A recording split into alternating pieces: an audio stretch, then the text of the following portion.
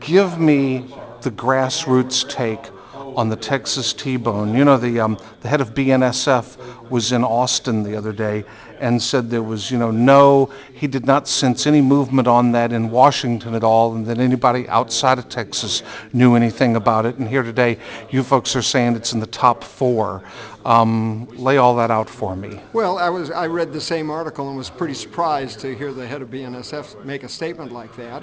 But he is the head of a Class 1 freight railroad, and while I'm sure he's very connected, the whole effort on passenger rail and particularly high-speed rail hasn't been taken very seriously in this country for quite some time.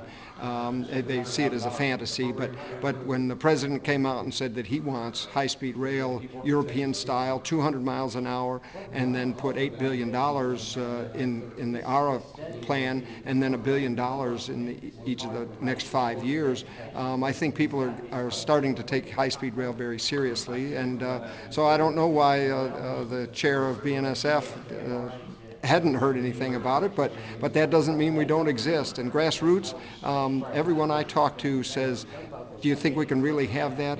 They say it's so overdue. I've ridden it in Europe, and it would just be wonderful to be able to ride a high-speed rail around Texas like that.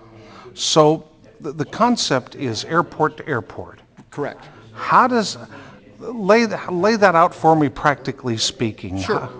Sure. What we do is we make the high-speed rail a feeder system, if you will, and distributor system from the airports, so that as opposed to feeding the airports with commuter airlines, we'll feed it with a rail system that helps make it accessible to many more people along the way. And you can park close to your home. You can take the other public transportation systems that you might have in your community, the buses or a cab even, or to be able to get on the train, go to an airport, which will then become a multimodal transportation hub, because not only will you go to the airport, but in the Dallas-Fort Worth area, the DART, which is the light rail system from Dallas, is going to come into the north side of the Dallas-Fort Worth airport in 2012, and in 2011, the T from Fort Worth is coming into the north side of the Dallas-Fort Worth airport. So if you come into the south of the airport on a high-speed rail, if you just want to go to one of the major cities up there, you get on the light rail system and take it over into the center of the cities.